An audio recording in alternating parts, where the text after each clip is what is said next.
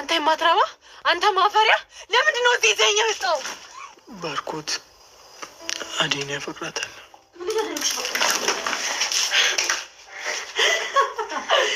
የታባሽ እኔ ወባዲያ ንጉስ አደብ ይኑር።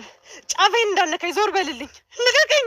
ምንድን ነው የምታደርጊው? አንቺ ነኝ አሰሚኝ። አንቺ አደይ በደመቀና በንጉስ እጅ ትገኛለች።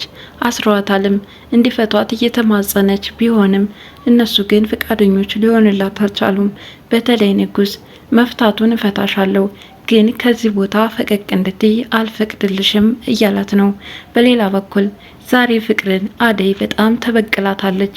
እግሯን ይዛ ከወዲያ ወዲህ እያጋጨች ነበረ ፍቅርን የደበደበቻት። አደይ ዛሬ መብቷን እንዴት ማስከበር እንዳለባት በደንብ አሳይታታለች።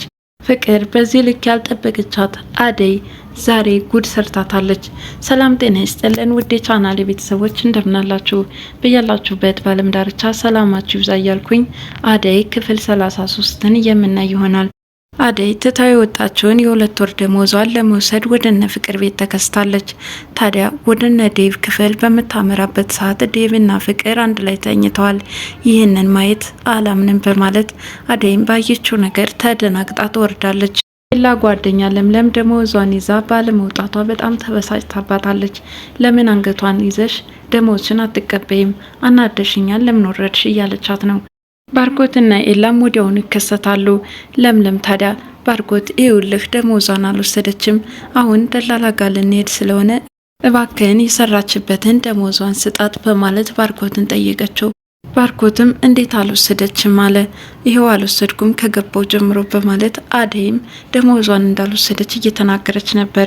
በሀብሉ ጉዳይ ቂም የያዘው ኤላም ማንንም አትመን፣ ማንኛችን እውነተኛ እንደሆነ አይታወቅም አለ። ባርኮትም ደሞዟን እንዴት እንዳልሰጠቻት እህቱን እያፋጠጣት ነበር። የምን ደሞዝ አለች።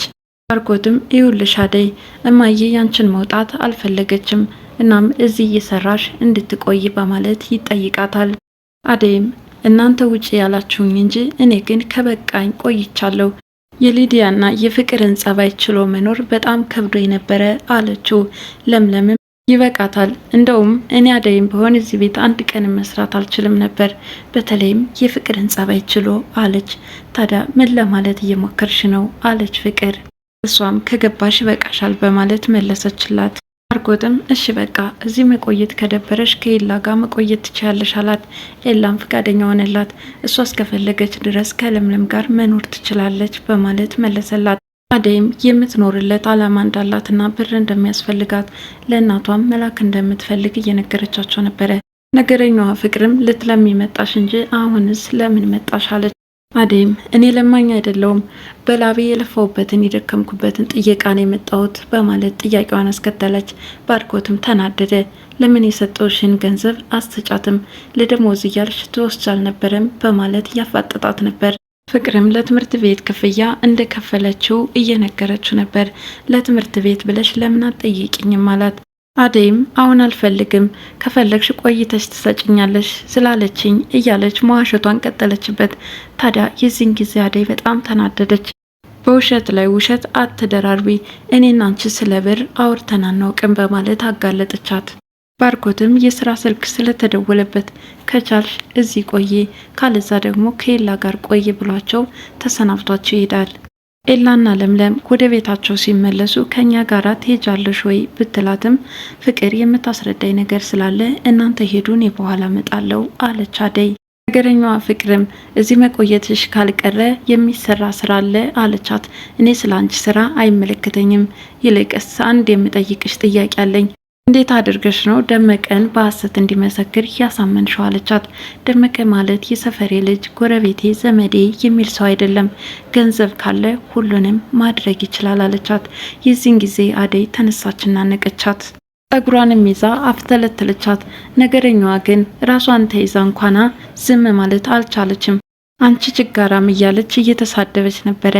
ሊዲያ መታ አደይ መጣሽ እንዴ ይችን ነገረኛ እሰይ ደግ አርገሻል እያለች ነበረ። ምክንያቱም የተዋዋሉበትን ቃላቸውን ፍቅር ስላልጠበቀችላት በዚህ ተበሳጭተባት ነበር። ታዲያ አሁን አደይ ስትደበደብላት እየተበቀለቻት ስለሆነ ደግ ጥሩ አረግሽ እያለች እያበረታታቻት ነበር። አደይም ትሰምኛለሽ፣ አላማሽ ምን ይሁን ምን አይመለከተኝም። እኔ ግን እንደማንኛውም ስራ ሰርቼ ራሴ መቀየር ነው የምፈልገው። ነገ ከአንቺ በላይ ሁኚ ታይኛለሽ በማለት ሶፋ ላይ ወርውራት ትሄዳለች። ሊዲያም የእጅሽን ያገኘሽው በማለት ወደ መኝታ ክፍሏ ታመራለች። አደይ ልትወጣ ስትል ከዴቭ ጋር ተገጣጥሟል። ምንድነው ያደረከው? ካንቴን አልጠብቅም አለችው። እሱ በጣም ሰክሯል። ምንድነው የሆንከው? ሰክራል እንዲህ አለች። ተጠጋችናም አየችው። በፍቅርሽ በጣም ተጎዳው፣ እኔ ፍቅርን አልወዳትም አለ። ዴቭ እንደተጎዳም ስላየችው ደረጃውን ደግፋ ወደ መኝታ ክፍሉ ይዛው ገባች። ኤላና ለምለም ጥሩ የፍቅር ጊዜ እያሳለፉ ነው። አንቺን ሚስቴ ማድረግ እፈልጋለሁ፣ ግን ደግሞ እንዴት እንደማደርግ ግራ ገብቶኛል አላት። ለምለምም ኤላ ጥሩ የማገናዘብ አቅም እንዳለውና ከሱ ውጭ ሰው እንደሌላት ብቸኛ እንደሆነች እየነገረችው ነበር። ሁለታቸውም በፍቅር እንዳይቀጥሉ የኤላ አባት ስጋት እንደሆነባትም እየገለጸችለት ነበር።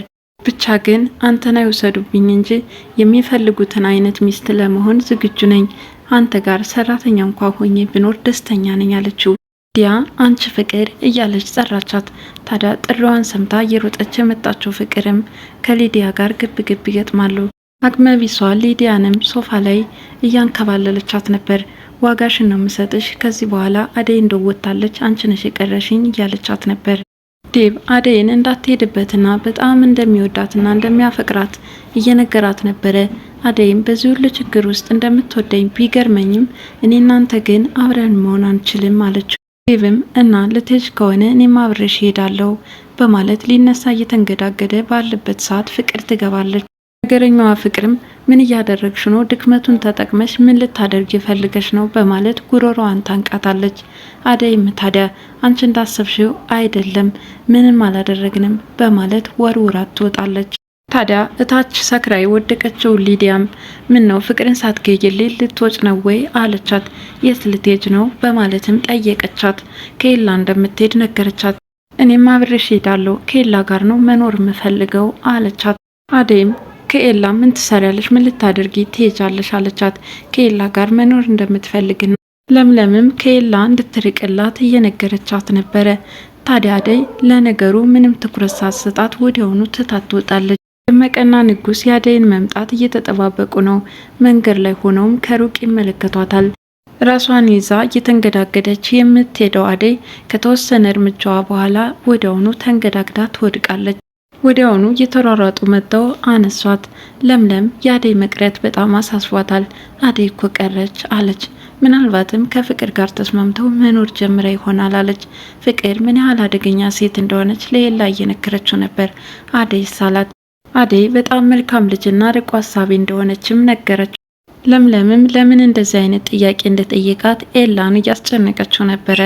ኤላም ከብዙ ቆይታ በኋላ ባርኮት ይወዳታል በማለት ለሌላ ሰው እንዳትናገር በሚስጥራት በማስጠንቀቅ ይነግራታል።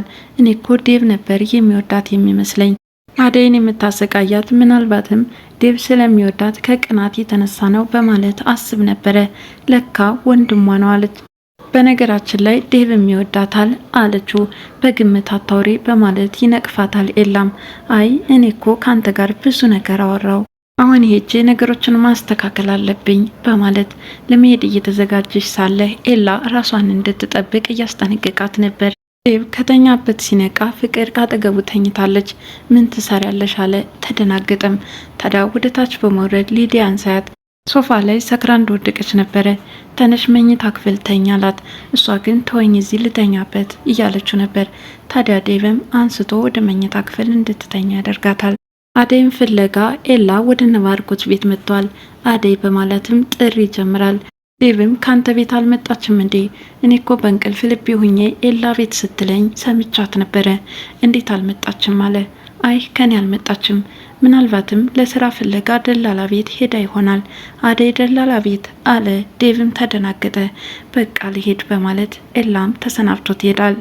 ንጉስና ደመቀም አደይን በባለፈው አግተዋት የነበረበት ቦታ ነው የወሰዷት። አደይም ስትነቃ ራሷን በባለፈው ታግታበት ከነበረው ቦታ አገኘችው። ካጠገቧ የተቀመጡት ሰዎችም ዳይመንድና ንጉስ ነበሩ። አንተ ውሻ ምንድነው የምታደርገኝ? ምን ባደርግ ነው የምታሰቃየኝ? በማለት በውሃም ትረጨዋለች። ደመቀንም ትደበድበዋለች። ደመቀም የማታርፊ ከሆነ ዋጋሽን ነው የምሰጥሽ አላት። ደመቀም እወድሻለሁ አፈቅርሻለሁ ስትል ነበረ። ይህን ሁሉ ሴራ ሲያሰርብኝ ለምን ጓደኛህን ዝም አልከው በማለት ንጉስ ላይም ጮኸችበት። ንጉስም ምንም የሚያውቀው ነገር እንደሌለ ለአደይ እየነገራት ነበረ። ደመቀ አንድ ነገር በላት። ደመቀም ራሷ አንስታ መንገድ ላይ እንደወደቀችና ከዛ አንስተው እንዳመጧት መልካም ነገር እንዳደረጉላት እየነገራት ነበረ። አደይም በጣም ተናደደች። ንዴቷንና ብስጭቷን ደመቀ ላይ እየተወጣችበት ነበረ። ሌላ ነገር ብናስብ ራስሽን እዚህ ላይ አታገኙም ነበር፣ አርፈሽ የማትቀመጭ ከሆነ በማለት ሁለት እጆቿን አጣምሮ ያስራታል። ለምንድን ነው የምታስራት አለው ንጉስም። እስከምትረጋጋ ድረስ ታስራ መቆየት አለባት አለ። ፍታይን ደመቀ እሄዳለሁ አለች። አደይም የትም አትሄጂም እስከምትረጋጊ አርፈሽ ተቀመጭ አላት። ሊዲያም ፍቅር ላይ ለበቀል ተነስታባታለች። በተኛችበት በቀለም እያሰመረችና ቀና በምትልበት ሰዓትም እላዋ ላይ ውሃ ገለበጠችባት። በቪዲዮም ቀረጸቻት። ቪዲዮዋን እያየች መዝናናት የፈለገችው ሊዲያም በአደይ ላይ ያደረግሽው ግፍ ነው በማለት ለፍቅር እየመለሰችላት ነበር። ፍቅርም ተመልሳ ጉሮሮዋን አነቀቻት። ዴቪ መጣና ፍቅር ምን እያደረግሽ ነው? ልቀቂያታልና አስለቀቃት። ውጭልኝ አለች። ይወጣልሻል በማለት አመናጭቃት ወደ ውጭ ትወጣለች። ፍቅር ግን ምንድነው ምሰሪው አለ ዴቭ። እህትህ ናት ክፍሌ ድረስ በመምጣት ውሃ የደፋችብኝ አለችና ነገረችው። ዴቭም እህቷን ተቆጣት። እባክሽ ሰው ቤት እየኖርን ጸባይሽን አስተካክሊ፣ ለምንድነው እንደዚህ የምታደርጊው? ክፍሏ ድረስ በመምጣት ለምን ረጭሻት አለና ተቆጣት። እንደውም ከፍቅር ጋር መኖር አልፈልግም፣ እዚህ ቤት መውጣት ነው የምፈልገው እያለች እየተበሳጨች ነበር ክፍሉን ለቃ የወጣችው። አደይም ቆይ ምን አይነት ጨካኝ ናችሁ? በህይወቴ ላይ እንደ አይነት ክስተት ሲፈጠር አንተ ዝም ብለህ ያይኸው በማለት ንጉስን እየወቀሰችው ነበር። ንጉስም የነገረኝ ነገር በጣም እጅግ እንደዘገነነውና እንዳሳዘነው እየነገራት ነበር። ታዲያ አዝነህማ እዚህ አመጣኸኝ አለችው። ንጉስም መንገድ ላይ ራሷን አሟት እንደወደቀችና ሊያሳርፏት እንደሆነ እዛ ቤት ያስቀምጧት እየነገራት ነበረ። አዎ ራሴን እያዞሬ ነበር በማለት አደይም አስታውሳለች። ሊዲያም እየሮጠች ወደ ኤላ ቤት ሄዳለች። ታዲያ ድንገት የተከሰተችበት ኤላም ሳታንኳኪ ለምን ትመጫለሽ አላት። ለምለምና አደይ ቤት እንደሌሉ ጠይቃ ማረጋገጠች። በቃ እንደዛ ከሆነ ከዚህ መቆየት እችላለሁ በማለት ኤላን ተንተርሳ ትተኛለች። ኤላ በጣም ከብዶት እላዩ ላይ እንድትነሳለትም ሊዲያ እያለ ቢጠይቃትም እሷ ግን ፍቃደኛ ልትሆንለት አልቻለችም። አደይ ያንን ቤት መልቀቋን ተከትሎ ዴቭ በጣም ተጎድቷል። አደይ ስልኳ በደውልላት እንኳን አታነሳም፣ በደኗ አይመስለኝም እያለ ነው። ስለ አደይ ምን ይመለከታል? ደግሞ ሰራተኛ አይደለች? እንደኛ ቤት እኮ መንበላጠጥ የለም፣ ምናልባትም ስራ እየሰራች ይሆናል አለች ፍቅር። አደይ እዚህ ቤት መውጣት አልነበረባትም። አደይ ሰራተኛ ብቻ ሳትሆን ሁሉ ነገራችን ናት፣ ለባርኮት እህቱ፣ ለእኔ ደግሞ በማለት ሊናገር የፈለገውን ሳይናገር ትቶታል። ምንድናት በማለት ለማጣራት እየሞከረች ነበረ። ዴቭም ታዲያ ከገባሽ ይበቃሻል፣ ከዚህ በላይ የምለው የለኝም ብሏታል። አደይም ንጉስን ካሰባችሁልኝና ካዘናችሁልኝ ለምን አሰራችሁኝ እያለች እየነገረችው ነው። ደመቀን እየደበደብሽው ስለሆነ ነው ያሰረሽ፣ መፍታቱን እፈታሻለሁ ግን የትም አትሄጂም አላት። እየፈታላት ሳለ ጠረንሽ እንዴት ደስ ይላል እያለ እየተጠጋት ሳለ ንጉስ አትጠጋኝ፣ ምንም እንዳታደርገኝ እያለች በጩኸት እየተማጸነችው ነበር። የዛሬው ቪዲዮ ያለቀው ሰራተኛዋ አደይ ክፍል 33 ይህን ይመስላል። በቀጣይ ቪዲዮ እስከምንገናኝ ድረስ መልካም ጊዜ ይሁንላችሁ እያልኩኝ ለዛሬ የተሰናበትኳቸው አመሰግናለሁ።